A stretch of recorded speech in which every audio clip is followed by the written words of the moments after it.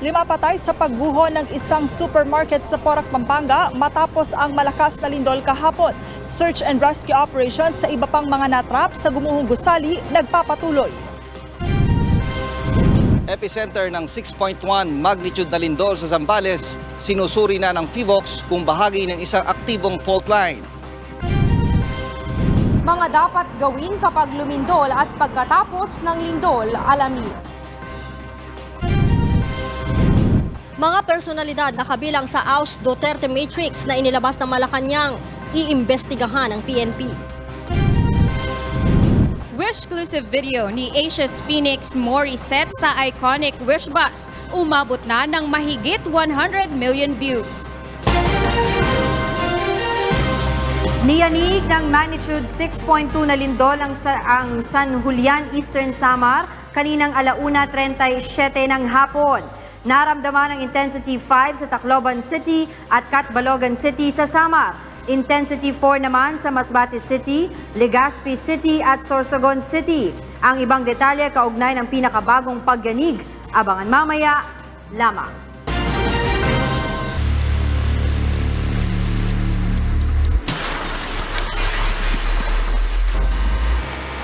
Lima ang patay sa pagguho ng isang supermarket sa Porac, Pampanga matapos ang nangyaring malakas na lindol kahapon. Nagpatuloy naman ngayon ang search and rescue operations ng mga otoridad sa iba pang natrap sa loob ng gusali. Mula sa Porac, Pampanga, ito ang balita ni Joan Nano live. John!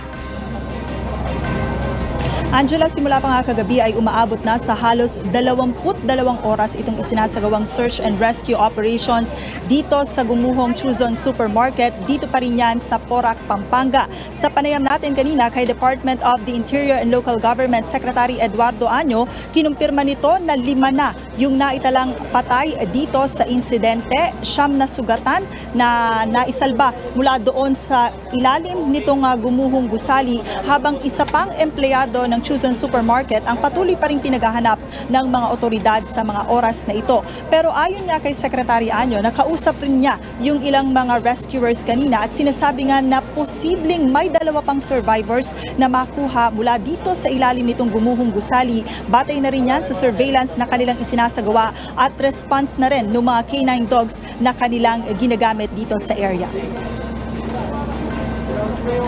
Gamit ang mga crane at iba pang mga equipment, pilit na iniaangat ng mga rescuer ang bloke ng bumagsak na pader ng supermarket upang makita kung may mga biktima pa na nadaganan sa ilalim nito. Kanina ay nagtungo rito si DPWH Secretary Mark Villar kung saan kumuha na sila ng forensic sample sa nawasak na establishmento.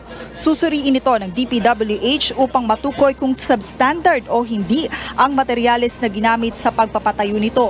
Ayon nga kay Secretary Villar, posibleng tumagal ang pagsusuri sa loob ng 1 hanggang 2 linggo bago makuha ang resulta nito. Narito ang kanyang naging pahayag. Magko-conduct muna kami ng forensic analysis ng building. So as of at this point, nagko-collect muna kami ng samples. Samantala, Angela, inatasan na rin ng DILG ang lokal na pamahalaan ng Porac at iba pang mga lugar dito sa Pampanga na pansamantalang suspindihin ang business permits ng lahat ng branch ng Chuzon Supermarket. Ayon nga sa kalihim, kinakailangang masuri rin ang structural integrity ng iba pang branch ng supermarket upang maiwasan na maulit ang ganitong pangyayari. Narito naman ang naging pahayag ni Secretary Eduardo Año ng DILG. Titingnan natin yung factual basis. Titingnan natin doon yung sa plano ng kanyang structure. Hindi ito confirm pero ang sabi, ito daw ay dating 2-story lang. At in-extend to 4th floor, tingnan natin kung nasunod ba yung structural design niya. No? I-suspend muna yung business permit nitong mga Chuzon Supermarket hanggang sa ma-verify natin na ito ay compliant sa building code. Samantala, Angela, inaasahan din na personal na bibisita dito mamaya si Pangulong Rodrigo Duterte upang alamin ang sitwasyon at pinsalang iniwan nitong lindol. Unang pinuntahan ng Pangulo ang isang punerarya kung saan naroon ang mga labi ng mga biktimang nasawi sa aksidente. At batay rin sa mga impormasyong ating nakuha, bumisita rin ito sa isang ospital o sa mga ilang ospital upang kamustahin ang mga biktimang nasugatan mula sa Gumuhong Supermarket. Angela, bukod nga doon sa tindi ng lindol na tumama kahapon, ay talagang palaisipan ngayon sa mga otoridad kung paanong ganito na lamang katindi yung pinsalang inabot nitong Chuzon Supermarket, gayong itong nasa aking kanan, itong sports complex at itong aking nasa kaliwa na Porac Public Market ay hindi naman gaanong napinsala ng lindol. At kanina naman, Angela, ay nakausap din natin si PNP Chief Oscar Albayalde at kinumpirma nga niya na hawak na ng pulisya itong may-ari ng Chuzon Supermarkets. Kaugnay pa rin yan ng isasagawa nilang mga serye ng investigasyon at siya rin ay iimbitahan dyan sa may CIDG. Sa mga oras na ito, ayon nga sa mga rescuers, ay hindi pa rin masabi kung hanggang kailan tatagal itong search and rescue operations dahil bagaman na matindi talaga yung pagod na inaabot na nitong mga rescuers, yung puyat, yung tindi ng init dito sa Porac, Pampanga, ayon sa kanila ay hindi sila titigil hanggat meron pa silang nakikitang pag-asa na mayroon pang maisasalbang buhay mula doon sa Gumuhong Chuzon Supermarket. Yan muna ang pinakahuling balita mula pa rin dito sa Porac, Pampanga. Angela? Maraming salamat sa iyo, Joan Nano, live mula sa Porac, Pampanga. Ikinwento ng mga nakaligtas sa pagguho ng Chuzon Supermarket sa Porac, Pampanga ang kanilang naging karanasan. Samantala, labis na hinagpis naman ang nararamdaman ng isang padre de pamilya matapos masawi sa trahedya ang kanyang asawa at 2 anak. Ito ang balita ni Nestor Torres. Hindi sukat akalain ng mga empleyado ng Chuzon Supermarket sa bayan ng Porac, Pampanga na makalalabas pa sila ng buhay matapos matabunan ng gumuhong gusali kahapon. Isa sa nakaligtas ang 32 anyos na si Marlo Palasige, warehouse man ng supermarket. Ayon kay Marlo, sa lakas ng pagyanig, naglaglagan ang kisame ng supermarket. Tinangka nitong lumabas ng gusali, subalit nawalan siya ng balanse at nadapa sa lakas ng paguga ng lupa. Biglaan lang siya, wala pang 3 segundo, bumagsak na yung building. Tapos yun, natrap kami sa sa may concrete. Nung lumindol, tumakbo kami palabas kasi malakas na. Hanggang sa nabutan kami doon sa may sa palabas. Doon kami natrap. At saka kung hindi ako nadapa, sir, diretso yung takbo ko, aabutan ako ng mga bato na malalaki. Yung pagdapa ko, mas nakakabuti kasi nung nadapa ko, doon na lang ako, tama-tama bumagsak yung building. Maswerte kasi nabuhay kami. Ang 22 anyos naman na si Olive Orsino at ang kasama nito na si Jenny Garcia, kapwa checker sa nasabing supermarket, hindi na nakaalis sa kanilang lugar at tuluyan ng natrap sa gitna ng mga nagbabagsakang debris. Kasi magkasama po kami ni Jenny. Nasabi namin na lang BBQ. Nagdasal po kami, sumisigaw po ako tapos kumakatok sa may yero, tapos may hawak akong bato. Tulong-tulong sabi. Maraming salamat po sa Panginoon at nakaligtas po kami. 3 empleyado naman ng supermarket ang nailabas ng buhay kaninang 1:00 ng madaling araw mula sa gumuhong gusali. Marami po kami nakatakbo sa likod, may 30 po kami. Kasi mga ibang tao sir, dito na rin lumabas, hindi nila akalain na ganyan nangyayari, babagsak ng building. Samantala, labis na ang paghinagpis naman ang nararamdaman ngayon ni Mang Jason de la Cruz. Bagamat nakaligtas siya sa trahedya, namatay naman ang kanyang asawa at 2 anak matapos mabagsakan ng debris. Ayon kay Mang Jason, na unang bumaba sa tricycle ang kanyang anak at asawa. Habang nagpapark umano siya ng tricycle, nakita niya na biglang gumuho ang building. Di pa nga sila nakapasok, sir. Mamimili lang sana kami. Di pa nga nakapasok, magpapark pa lang ako ng sakay pero nauna na sila. Paglingon ko, wala na, bumagsak na yung building. Paglingon ko ng ganun, wala na. Bumagsak na talaga. Ilan na lang kami natira sa labas. Bigla, segundo lang po. Samantala, bukod kay Mang Jason, nasawi din ang 2 taong gulang na anak ni Aling Lalaine Arbis. Labas po kami ng bahay, tapos biglang lumindol.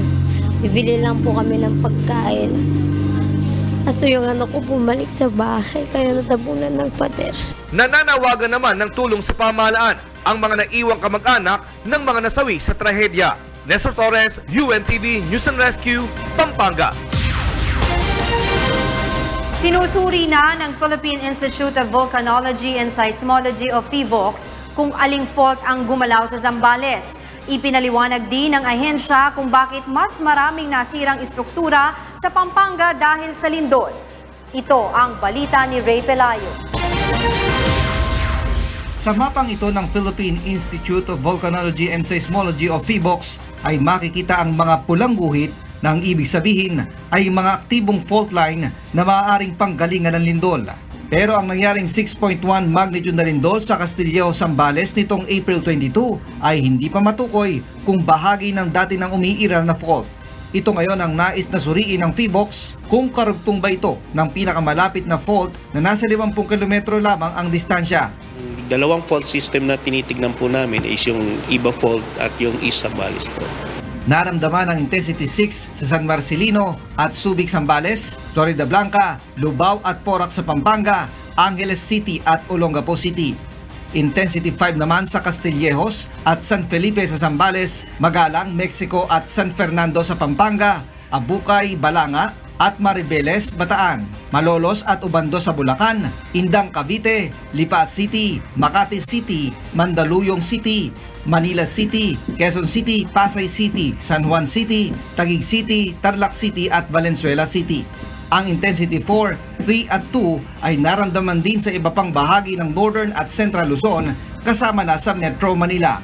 Ayon sa PHIVOLCS, nasa 10 kilometro lamang ang lalim ng lindol kaya't malakas ang naramdamang intensity o pagyanig sa mga naapektuhang lugar, lalo na sa Pampanga. Ito rin ang dahilan kung bakit maraming nasirang istruktura sa probinsya. Mababaw lang po siya at pangalawa po kaya nagkaroon po ng damages dito sa Pampanga. Bukod po siya malapit siya sa epicentro ng lindol, malambot po yung area na yan. Alluvial area po yung Pampanga. Kaya po mas malakas po ang shaking na mararamdaman. Paliwanag ng eksperto, strike slip ang nangyaring paggalaw ng lupa kaya't mas naramdaman ito sa ibabaw ng lupa. Pag strike slip po, may dalawa po tayong snub ng fault. So yung left tsaka yung right. So sa behavior po niya is horizontal po yung movement ng dalawa. So nagmumove po yung isa towards the other, pagpapaganong po. Yung isa papunta po sa kaliwa, yung isa papunta sa kanan. Samantala, hindi rin makakaapekto sa West Valley Fault ang nangyaring pagyanig dahil nasa 100 kilometro naman ang distansya ng epicentro nito. Ray Pelayo, UNTV, News and Rescue, Quezon City. Matapos ang 6.1 magnitude na lindol kahapon, nakapagtala ng 406 aftershocks ang Philippine Institute of Volcanology and Seismology o PHIVOLCS hanggang kaninang alas 7 ng umaga. Sa naturang bilang, 8 dito ang naramdaman habang 62 naman ang plotted. Ibig sabihin ng plotted ay na-identify ng PHIVOLCS ang epicenter nito habang ang iba ay masyado nang mahina. Naitala ang magnitude ng mga aftershocks sa pagitan ng 1.4 hanggang 3.4. Itinaas na sa full alert status ang buong Police Regional Office 3 matapos ang nangyaring 6.1 magnitude na lindol kahapon. Ayon kay PNP Chief Police General Oscar Albayalde, inactivate na rin nila ang Disaster Incident Management Task Group upang makatulong ang mga pulis sa mga nasalanta ng lindol sa rehiyon.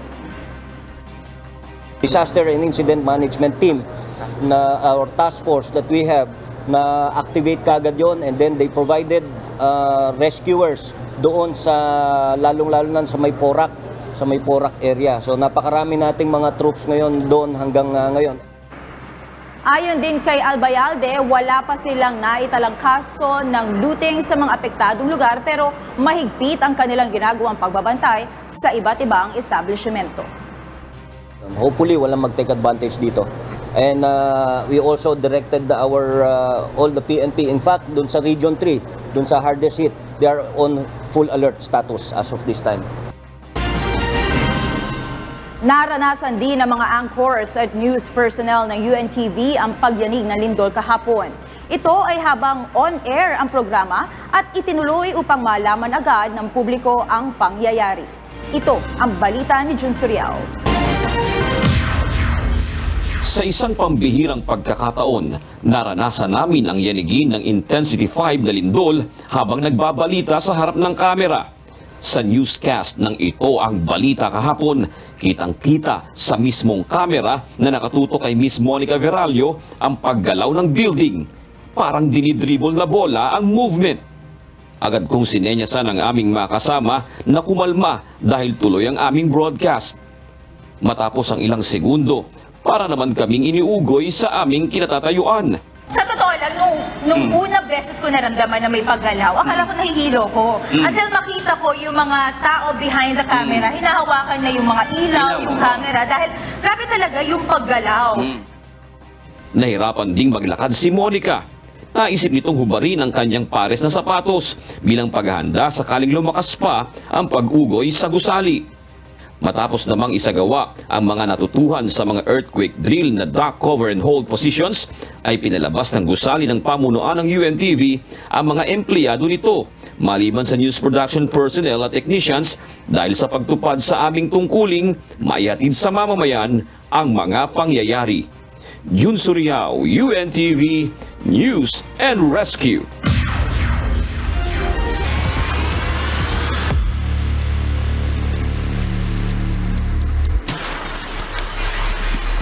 Balik na ang mga operasyon ng tren sa Metro Manila ngayong araw matapos sinuspindi ang biyahe ng mga ito kahapon dahil sa malakas na lindol. Ayon sa Department of Transportation, ligtas sakyan ang mga tren at walang nakitang malaking pinsala sa 4 na mass transport system sa Kalakhang, Maynila. Ito ang balita ni Monokson. Sinigurado ng Department of Transportation na ligtas ng sakyan ng mga tren sa Metro Manila. Ito'y matapos isailalim sa structural at track inspection ang mga riles, linya ng kuryente at mga train stations. Kahapon, matapos ang malakas na lindol, agad nag-anunsyo ng suspensyon sa kanilang mga operasyon ang LRT Line 1, LRT Line 2, MRT Line 3 at PNR upang masiguro na ligtas sakyan ng mga tren. Alas 6:30 ng gabi ay nagsuspindi na ng operasyon ng LRT Line 1 upang tingnan kung may pinsala bang natamo sa lindol ang buong linya. Buong magdamag na nag-inspeksyon ng management ng LRT Line 1 sa 20 istasyon at nag-resume ang operasyon nito kanina lamang alas 5:30 ng umaga. Actually, marami nagtanong kung bakit kailangan suspindihin. Pero priority pa rin namin talaga ang safety ng mga pasahero. Mas mabuti ang mag-ingat kaysa ilagay sa alanganin ang kaligtasan ng mga pasahero namin. Sinuspindi rin ang operasyon ng LRT Line 2 upang matiyak na walang damage na natamo mula sa lindol ang riles, power lines at mga istasyon.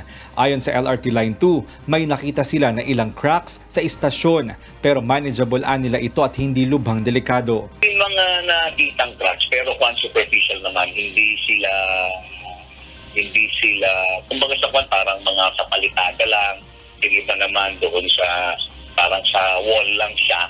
Not really on the structure, hindi apektado yung integrity ng ating structure. Mga superficial lang yung mga nakitang sa. But I've said, continuing pa rin yung ating mga inspection. Naglabas naman ng statement ang DOTR at sinabing wala ring problema sa MRT Line 3 at maging sa PNR. Nilinaw naman ng DOTR na hindi dahil sa lindol ang crack na nakita sa Recto Station at matagal na nilang nandoon ang naturang bitak. Naniniwala naman ang ibang pasahero na ligtas sakyan ng mga tren matapos ang isinagawang inspeksyon ng DOTR. Sasakay pa rin. Wala, siyempre pag sa bus kasi matraffic, ingat-ingat lang.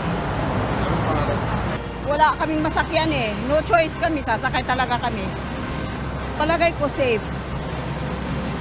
Kahapon nga nasa loob kami ng elevator ng Lumindol eh. Pero parang, aywan ko, si Lord ang nagpo-protect. Safe to safe pa rin kasi matibay yung structure ng mga railway natin.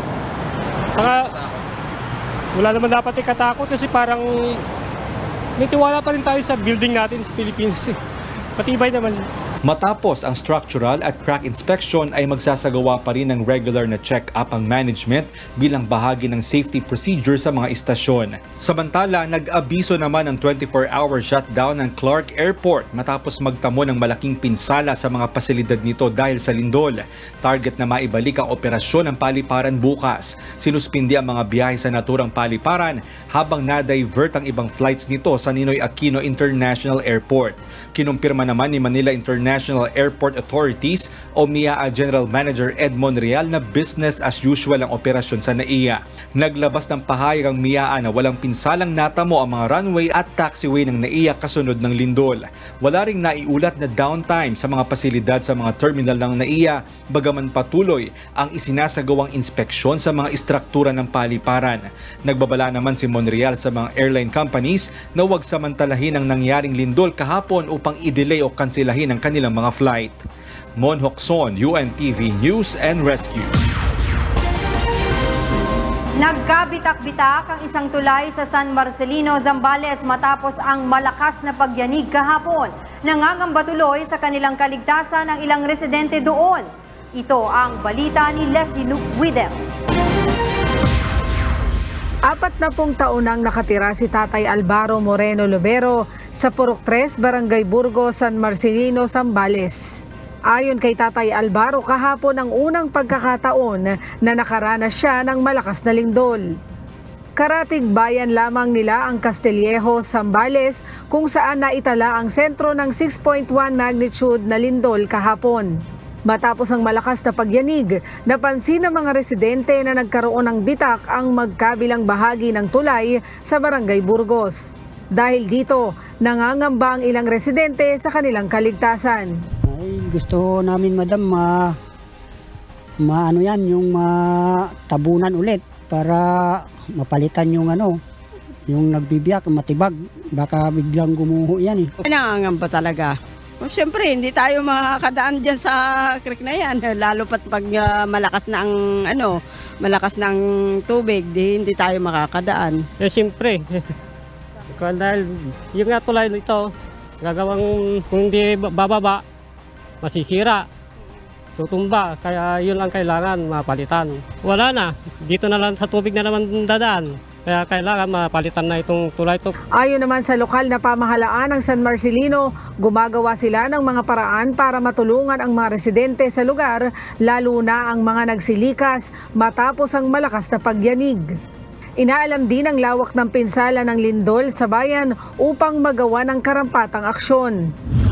Samantala, nakabalik na sa kanilang mga bahay sa Mount Tapuyong ang nasa mahigit 500 aita matapos pansamantalang nagpalipas ng magdamag sa evacuation center dahil sa lindol. Isang 6 na taong gulang na bata naman ang napaulat na nasawi kahapon sa Mount Tiques, Barangay Buhawin matapos mabagsakan ng bato sa kasagsagan ng lindol. Nagkaroon din ng minor landslide sa Barangay Aglao, San Marcelino. Leslie Widem, UNTV News and Rescue, Zambales.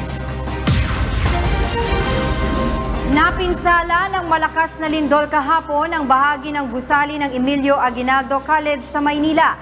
Kinansela ang pasok ng mga estudyante ngayong araw upang bigyang daan ang pagsusuri sa naturang pasilidad. Ito ang balita ni April Senedoza. Patuloy na sinusuri ng engineering officials ang Emilio Aguinaldo College sa Maynila matapos itong yanigin ng malakas na lindol kahapon April 22. Nasira ang bahagi ng ika-6 na palapag ng EYAC. Bumagsak naman ang debris sa pagitan ng mga gusali ng kolehiyo at United Nations. Kanselado ang mga klase ngayong araw para bigyang daan ng pagsusuri sa gusali. Naitala ang Intensity 5 sa Maynila. Kwento ng estudyanteng si Mad Humita, agad niyang naramdaman ang malakas na pag-uga sa kanilang paaralan, kaya dali-dali siyang lumabas ng gusali. The building was shaking. During that time, like I was staying in my room, so I came out soon when the building started to shake and we came on roads. Kinordona ng Department of Public Works and Highways ang lugar para maiwasan ang mga pinsalang maaaring matamo sakaling may bumagsak pang debris sa gusali. Inihayag naman ni EAC President Dr. Jose Campos na may nakalatag silang contingency plan para hindi maapektuhan ang klase ng mga estudyante. We will shift the classes to those buildings. So there is a plan already, a contingency plan to continue with classes so that the students the effect on their education is minimized. Kinumpirma ng mga ito na wala silang nakitang cracks sa major structures ng gusali. The thing is, initial observation ko is the building is too close to each other. And yung mga tumama doon sa katabi is that hindi naman major structure yun.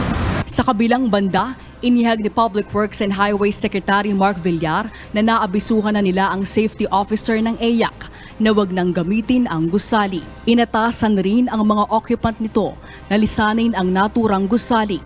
Samantala, ipinag-utos ni Manila Mayor Joseph Estrada sa City Engineering Office na suriin ang iba pang mga pampubliko at pribadong gusali sa Kalakhang, Maynila. April Senedoza, UNTV News and Rescue, Manila. Wala pang 24 oras mula nang maramdaman ang 6.1 magnitude na lindol sa Luzon, ay niyanig na naman ang 6.2 magnitude na lindol kaninang pasado 1:00 ng hapon ng Eastern Samar. Mula sa Tacloban City, ito ang balita ni Jeneline Gakit Valles, live. Jeneline, go ahead. Yes, magandang hapon, Angela. Narito tayo ngayon sa Asian Development Foundation College ng Burgos Street, Tacloban City, kung saan dito po sa ating likuran makikita po natin na nagkaroon ng crack yung decorative post ng eskwelahan sa nipuya ng intensity 5 na naramdaman na lindol kaninang pasado 1:00 dito sa Tacloban City. Base sa inisyal na datos ng Philippine Institute of Volcanology and Seismology o PHIVOLCS, naitala ang epicenter ng magnitude 6.6 sa lindol sa northwest ng San Julian, Eastern Samar. Angela, intensity 5 naman ang naramdaman sa Tacloban City at Catbalogan City, Samar. Habang intensity 4 sa Masbate City, Masbate, Legazpi City at Sorsogon City. Sa CCTV footage ng isang tindahan sa Catarman, Northern Samar, makikita na 1:35 ng hapon nang magsimula ang lindol habang nasa loob ng tindahan ang mga customer. Angela, nagtakbuhan ang mga tao at nagtumbahan ang mga gamit sa loob ng tindahan sa lakas ng pagyanig at namatay ang mga ilaw. Nagtago ang mga empleyado na natira sa loob habang hinihintay na huminto ang lindol. Tumagal ng halos 1 minuto ang lindol saka dahan-dahan lumabas ang mga empleyado ng tindahan. Angela, ang tulay naman sa Kasuroy, San Julian, Eastern Samar, nagkaroon ng mga bitak. Ang ilang mga bahay at tindahan naman sa Catbalogan, Western Samar, nagkaroon rin ng crack sa dingding at natumba ang mga gamit. Angela, dito naman sa Tacloban City, nagmadaling lumabas sa kalye ang mga residente sa kasagsagan ng lindol. Dahil intensity 5 ang naramdaman sa lugar, maraming gusali ang nabiyak ang pader at nabasag ang mga salamin. Nagpanik rin ang mga residente at nagtakbuhan palayo sa dagat sa takot na baka magkaroon ng tsunami. Samantala, Angela, hinihintay pa po natin na ilabas ng Office of the Civil Defense ang naging pinsala ng 6.2 magnitude na lindol sa San Julian, Eastern Samar, maging rito sa Tacloban City at sa Catbalogan City, Samar. At yan man ang ating update mula rito sa Tacloban City. Balik sa iyo, Angela. Jeneline, gusto lang namin malaman kung gaano kahanda ang mga residente dyan pagdating sa mga ganyang klaseng lindol. Yes, Angela, ayon nga dito sa City Disaster Office kay Sir Bernadas, yung mga residente natin, particular dito sa Tacloban City, may mga training na rin sila. May mga seminars na rin sila na ginawa patungkol sa preparedness pagdating sa disaster. Kung nga, Angela, naramdaman namin noong 2013, yung Super Typhoon Yolanda. Yung mga tao kanina noong naramdaman yung lindol, natakot uli sila na baka magkaroon ng tsunami. Kaya itong mga residente natin rito, nagtakbuhan, yung iba nagsilikas, yung malapit sa dagat, nagsilikas dahil sa takot uli na magkaroon ng storm surge o di kaya tsunami. Pero yung kahandaan, Angela, makikita natin na bagamat walang preemptive evacuation dahil earthquake nga, walang advisory, di kagaya ng bagyo na may advisory mula sa DOST Pag-asa, pero kumbaga inunahan na nila ang kanilang sarili na baka uli magkaroon ng ganon nung naranasan namin nung Super Typhoon Yolanda. Angela. Jeneline, kamusta naman dyan? As we speak, ang mga residente, tuloy pa rin ba ang supply ng kuryente? At may mga suspension na rin bang nangyari matapos nga itong lindol, suspension of classes kung meron man, at suspension of work sa iba't ibang mga kumpanya dyan o establishmento dyan sa Tacloban City. Jeneline. Yes, Angela, dito sa Tacloban City kanina noong magkaroon ng lindol, namatay lang yung supply ng kuryente, saglit lang, siguro mga 30 minutes lang namatay yung ilaw, pero bumalik naman po agad. Pero yung mga trabaho naman ng mga empleyado pagkatapos po noong lindol, nagsipaglabasan lang sila sa gusali, then afterwards, bumalik na po sila uli sa kanilang mga opisina at tuloy pa rin po ang kanilang trabaho. So far, balik uli sa normal yung pong activity ng Tacloban City, Angela. Alright, maraming salamat at mag-iingat kayo dyan, Jeneline Gakit Valles mula sa Tacloban City. Nawalan ng kuryente ang ilang lugar sa Samar, partikular sa northern, eastern at western Samar matapos tumama ang 6.2 magnitude na lindol kanina. Ayon sa National Grid Corporation of the Philippines o NGCP, patuloy pa nilang ina-assess kung naging malaki ang pinsala sa mga transmission facilities sa naturang lugar. Maglulunsad ng aerial at foot patrol ang NGCP para mabilis matukoy ang problema at maibalik sa lalong madaling panahon ang supply ng kuryente sa mga nabanggit na lugar. Mahalaga ang maging handa sa panahon ng sakuna. Ano nga ba ang mga dapat gawin kapag lumindol at pagkatapos ng lindol? Ito ang balita ni Aiko Miguel. Handa na nga ba ang mga Pilipino sa pagtama ng The Big One o ang 7.2 magnitude na lindol sa Metro Manila? Ano-ano ang mga dapat tandaan kapag tumama ang malakas na lindol? Narito ang ilang mga safety tips mula sa mga emergency medical responder. Tip number 1. Kung nasa Metro Manila, tiyakin na hindi kabilang ang iyong lugar sa dinaraanan ng West Valley Fault. Dapat masigurong matibay ang iyong bahay at hindi ito basta-basta guguho. Hindi natin alam kung kailan yan mangyayari. Hindi natin alam kung habang natutulog tayo ay doon magaganap ang The Big One. So ang unang-unang magiging protection natin supposedly yung ating mga bahay na kaya niyang tumagal sa malakas na lindol. Maging kalmado habang lumilindol at isagawa ang duck cover and hold. Mainam ding magtago sa ilalim ng isang matibay na kasangkapan gaya ng mesa, umiwas sa mga pader at mga naglalaglagang mga materyales o debris. Mainam ding dumikit sa isang poste o biga na tiyak na matibay upang hindi madaganan. Lagyan ng proteksyon ng ulo at balikat lalo na ang mga bata laban sa mga bagay na maaaring makadagan o makasugat sa mga ito. Kung nagmamaneho, mainam na itabi ang sasakyan at pumunta sa open space ngunit iwasang tumawid sa mga sirang tulay, overpass at flyover. Pagkatapos ng pagyanig, alamin kaagad kung may natamong injury ang sarili o ang sinumang mahal sa buhay. At kung mayroong injury, meron tayong injury, i-treat natin yung ating mga sarili. Kaya ganun kahalaga ang matuto ng first aid. After na matreat natin yung ating mga sarili, alamin natin yung ating mga kasama sa bahay kung meron din silang injury. Kapag meron silang injury, i-treat natin. At after nun, lumabas agad tayo ng bahay kasi kung ang ating bahay ay nagkaroon ng mga cracks, nagkaroon ng mga damage, ay hindi na safe manatili sa loob ng bahay. Ang gagawin natin after that, kunin ang go bag, pumunta sa open space. At mas maganda kung makapunta tayo sa mga evacuation area. Importante ang kahandaan sa panahon ng sakuna lalo na't nakasalalay ang kaligtasan ng bawat isa sa kaalaman kung paano tutugon.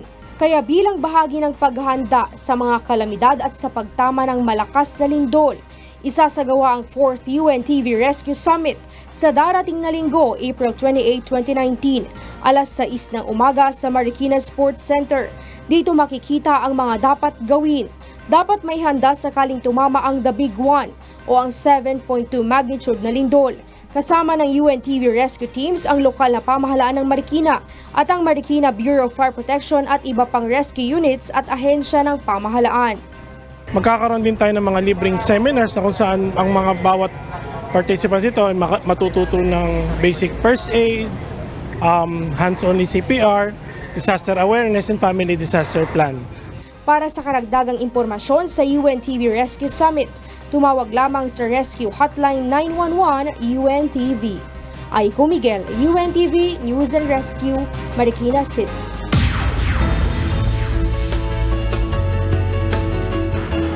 Alamin naman natin ang latest sa ating panahon mula kay Ray Pelayo na nasa UNTV Weather Center. Ray, kumusta ang temperatura natin sa buong maghapon? Magandang hapon, Monica, at sa ating mga kasambahay.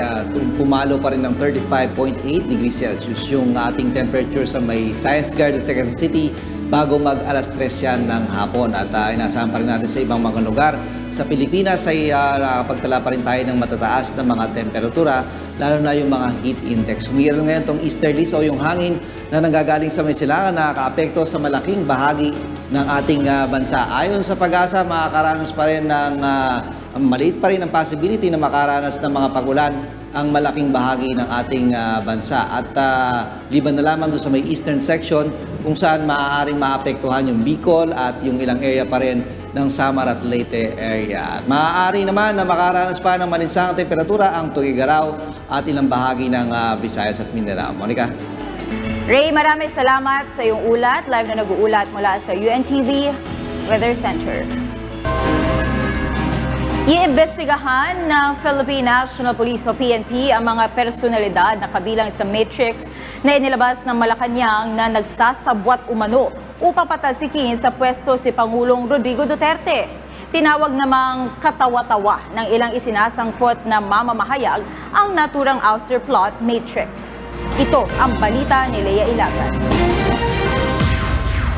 Isa sa ilalim sa investigasyon at validation ng Philippine National Police ang mga personalidad na kinabibilangan ng ilang mamamahayag na nasa matrix na inilabas ng Malacanang kahapon. Ayon kay PNP Chief Police General Oscar Albayalde, bagamat walang utos mula sa Pangulo, ay trabaho nilang imbestigahan ang mga ito. What we do is just like what we do sa mga nakukuha nating information, we conduct validation.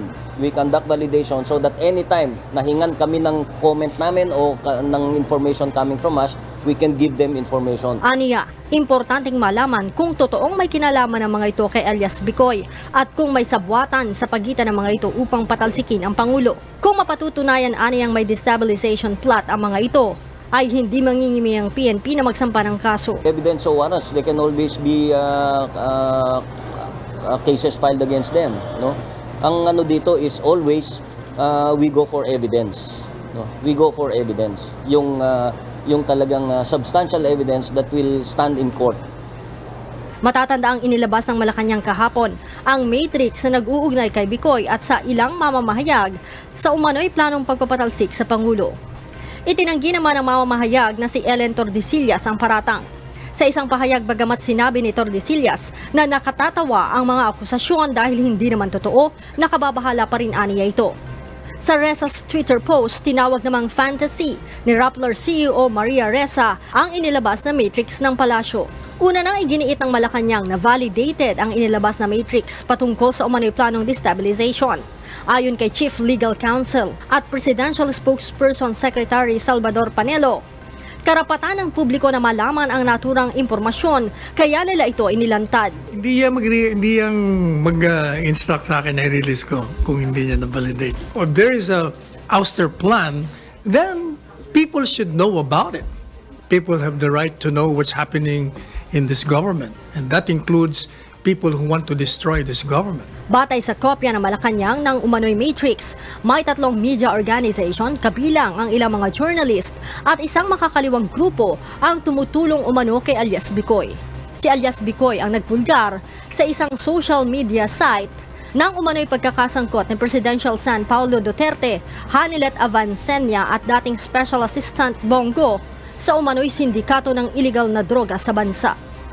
Leia Ilagan, UNTV, News and Rescue, Campo Crame. 2 Pilipina ang natagpuang patay sa isang abandonadong minahan sa Cyprus. Una nang napabalitang nawawala ang 2 biktima noong nakaraang taon. Hawak naman ngayon ng mga otoridad ang isang army officer na pinaniniwala ang responsable sa nasabing krimen. Ito ang balita ni Victor Cosare. Wala ng buhay nang matagpuan sa isang abandonadong minahan ang 2 Pilipina na una nang napaulat na nawawala sa Cyprus noong nakaraang taon. Unang natagpuan ang katawan ng 39 anyos na Pinay na naiulat na nawawala noong May 2018 kasama ang kanyang 6 na taong gulang na anak na babae. Hindi pa natatagpuan ang bata. Nitong Sabado naman natagpuan ang pangalawang biktima. Ang 2 Pilipina ay kapwa nagtatrabaho sa Cyprus. Pinaniniwala ang pinatay ang mga ito at itinapon sa mine shaft. Ang minahan ay matatagpuan may 30 kilometro ang layo sa capital ng Cyprus na Nicosia. The area has been secured and no one is allowed to operate. However, with the tracking device and the robot, we performed a search at the west side of the pit that covers 1 meter, and we went all the way down to 130 meters. Hawak na ngayon ng mga otoridad ang 35 anyos na army officer na pinaniniwala ang responsable sa pagpatay sa 2 Pinay. Sa pagdinig sa korte, lumabas na nakaugnayan ng mga biktima ang suspect sa pamamagitan ng isang online dating site. Patuloy ang paghahanap ng mga otoridad sa 6 na taong gulang na batang babae. The situation there has been evaluated. There are some critical parts where the search must continue tomorrow the same way, meaning that the search will continue on the following days with mechanical equipment. Victor Cosare, UNTV News and Rescue.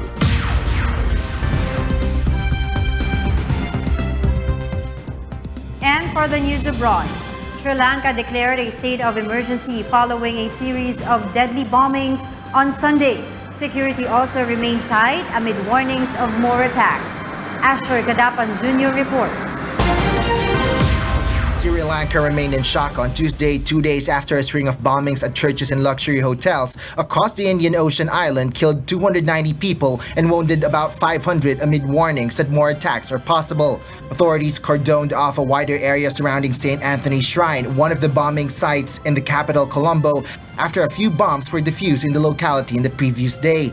The government said on Monday it was invoking the emergency law, which gives police and the military extensive powers to detain and interrogate suspects without court orders. The president's media unit said the measure would be confined to dealing with terrorism and would not impinge on freedom of expression. Sri Lanka's prime minister meanwhile said he feared Sunday's massacre could unleash instability, and he vowed to vest all necessary powers with the defense forces to act against those responsible. The country is also observing April 23, a national day of mourning, a decision taken during a meeting of the National Security Council chaired by President Sirisena. Meanwhile, the bodies of 31 foreign nationals killed on Sunday have been identified, Sri Lanka's foreign ministry said in a statement, with 14 others unaccounted for and feared dead. Among those killed were 8 Indian nationals, 8 United Kingdom nationals, 2 Saudi Arabian nationals, and 2 Chinese nationals. There was no claim of responsibility for Sunday's attack, but suspicion was focusing on Islamist militants. Investigators said 7 suicide bombers took part in the attacks, while a government spokesman and an international network was involved. Asher Kadapan Jr., UNTV News and Rescue. Migrants along the U.S.-Mexico border are surrendering themselves to Border Patrol agents, hoping that this would expedite their application for asylum. Nomer Peñaranda has the story. Tired of waiting, Central American migrants in the Mexican border city of Ciudad Juarez are surrendering themselves to U.S. border officials, hopeful that it will allow them a fast track to apply for asylum. But for U.S. Border Patrol, this is testing already stretched resources. In March alone, 103,492 undocumented immigrants have been taken into custody along the southern border or turned away. Many of them are from El Salvador, Honduras, and Guatemala and are seeking asylum in the United States away from high levels of violent crime and illegal drugs at home. Complicating the matter further, many handing themselves over are families with children. Current facilities in El Paso, Texas are not designed for families and minors. A new facility is being built to help process migrants. Se está poniendo la situación muy difícil. This makes things more difficult. There are hundreds of people handing themselves in daily. Over the last 30 days, we have averaged about 860 detentions daily in this area. This tests our capacity, which is already reaching its limit because it's not easy to accept them, to transport them, and to process them all. U.S. President Donald Trump has made stemming the flow of migrants across the southern border a centerpiece of his administration, likening the situation to a crisis and using that argument to justify his demand to build a wall along the frontier. Trump has repeatedly threatened to close the border during his 2 years in office because of migrant numbers, but has not followed through. Nomer Peñaranda, UNTV News and Rescue, USA. The leader of an armed group at the U.S. border was arrested on weapons charge, but the FBI said he also boasted of assassination training. Meanwhile, U.S. President Donald Trump said he is not worried about the prospect of impeachment following the release of Special Counsel Robert Mueller's report. Details in this report.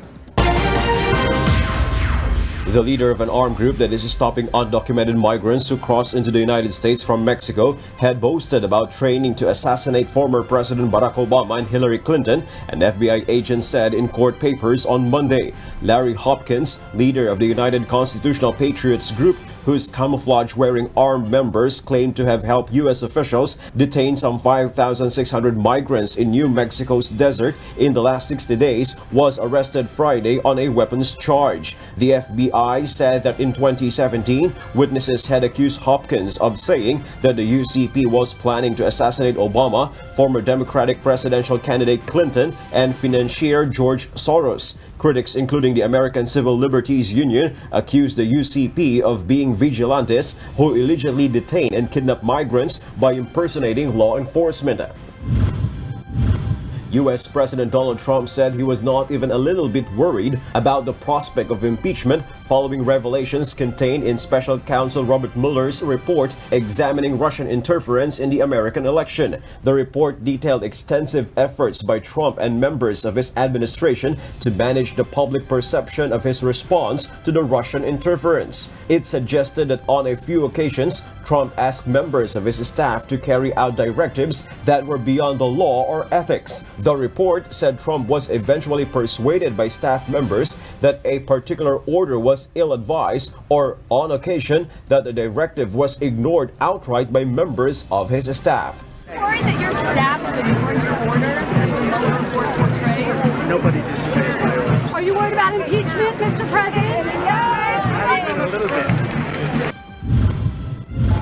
Climate change activists staged a die-in protest under the skeleton of a blue whale in London's Natural History Museum on Monday. Extinct Rebellion entered the 8th day of protests targeted at the British capital. The number of environmental campaigners arrested during the 8 days of action topped 1,000. Climate group Extinction Rebellion has targeted sites in central London, such as Oxford Circus and Parliament Square, in a campaign of non-violent civil disobedience with the aim of stopping what it calls a global climate crisis. Britain's oldest and longest reigning living monarch celebrated her 93rd birthday on Sunday. Nina Abilio has the details.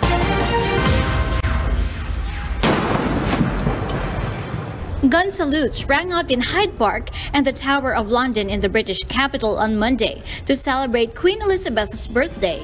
Under a sunny blue sky, the King's Troop Royal Horse Artillery performed a 41-gun royal salute in Hyde Park in the morning, followed shortly by a 62-gun salute performed by the Honourable Artillery Company at the Tower of London. Queen Elizabeth, the world's oldest and longest reigning living monarch, celebrated her 93rd birthday on Sunday. Elizabeth was born on April 21, 1926 in Burton Street, Central London, and became queen in 1952 at the age of 25, meaning she has now reigned for more than 67 years.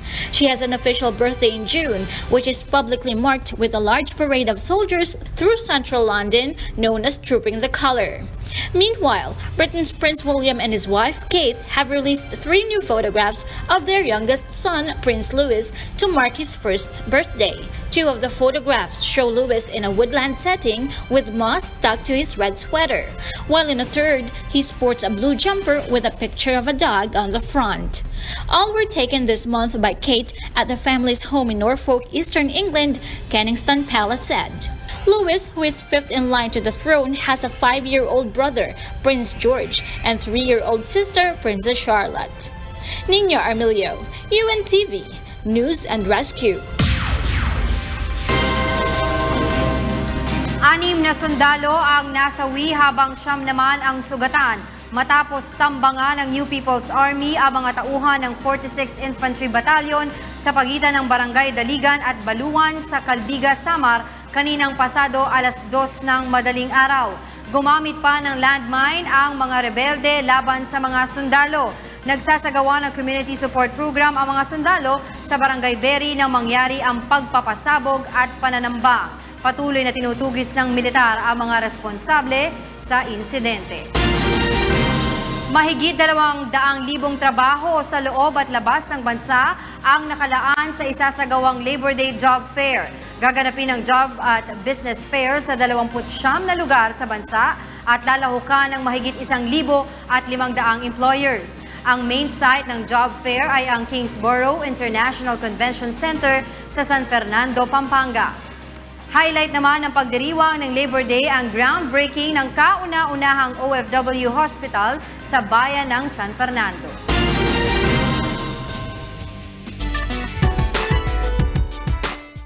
Umani ng 100 million views ang Wish-exclusive video ni Morissette Amon sa iconic Wish Boss. Ito ang balita ni Mirasol Abugadir.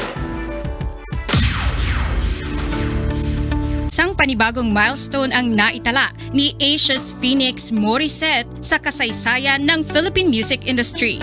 Noong Sabado, umani na ng mahigit 100 million views and counting ang kanyang Wish-exclusive music video na Secret Love Song sa iconic FM radio booth on wheels, ang Wish Bus.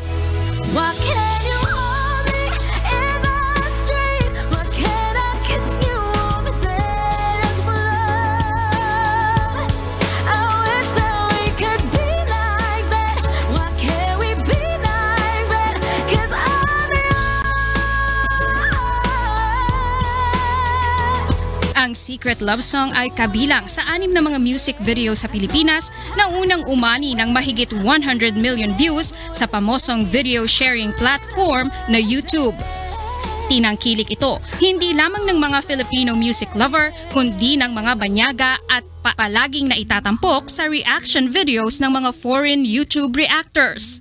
Bago ang Wish-exclusive performance na ito ni Morissette, ay una ng umani ng mahigit 100 million views ang Wish-exclusive performance sa Wish Bus ng funk rock alternative trio na 4 of Spades ng kanilang original song na Mundo.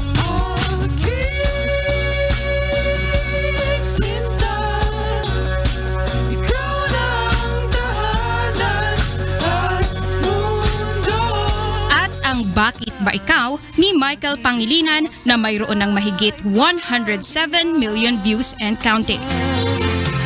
Bakit ba ikaw ang naiisip ko at di na mawala-wala pa kahit na alam ko na ang puso mo ay may mahal na ngang iba. Bukod sa kanyang Secret Love Song cover, milyon-milyon na rin ang views ng ilan pa sa Wish-exclusive videos ni Morissette sa Wish Bus. Tulad ng Akin Ka Na Lang na mayroon ng 78 million views and counting. Against All Odds na umani na ng 57 million views and counting. At Never Enough na mayroon ng 12 million views. Bukod dito, Ilan pa sa mga Wish-exclusive videos na may milyon-milyon ng views ang performances sa Wish Bus ay ang One Day ni Bugoy Drilon na may mahigit 96 million views and counting.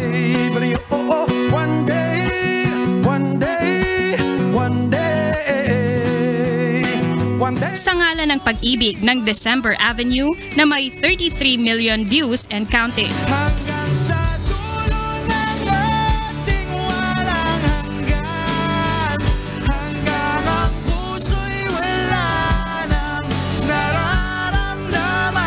At Two Less Lonely People in the World cover ni Casey Tandingan na may mahigit 60 million views na.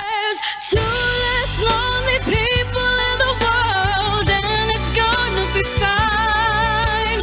Out of all the people in the world, I just can't believe you're mine.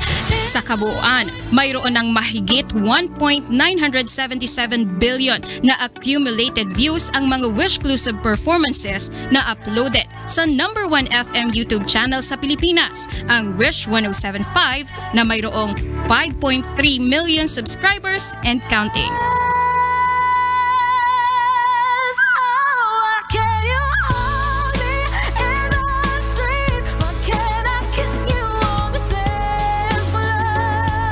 Mirasol Abugadil, UNTV, News and Rescue.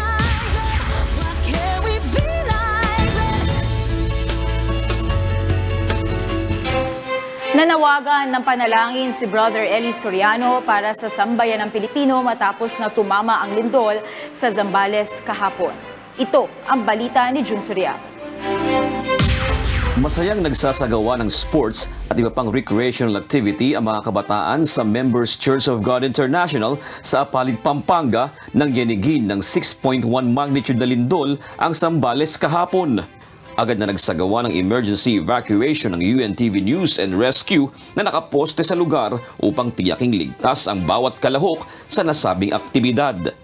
At matapos ang mga pagyanig, isang nakapanindig balahibo naman ang ginawa ng mga kabataan at mga tao sa labas ng convention center. Imbis na mag-selfie o kumuha ng mga litrato, ay pinili ng mga ito ang magpasalamat sa Panginoon sa pamamagitan ng mga awit ng pagpupuri dahil ligtas silang lahat sa nangyaring lindol. Ayon kay Brother Eli Soriano, may kahulugan ang mga paglindol sa mga lugar. Nanawagan din ito ng pagkakaisa sa panalangin upang makaiwas sa kapahamakang maidudulot ng mga pagyanig. Tandaan nyo, ang lindol ay galit ng Diyos. Nagmamanifest ang galit ng Diyos sa kung saan naglilindol. Meron sigurong ginagawang mga masasama ang mga tao. Dalangin natin sa Diyos, wala naman sanang mapahamak na mga tao.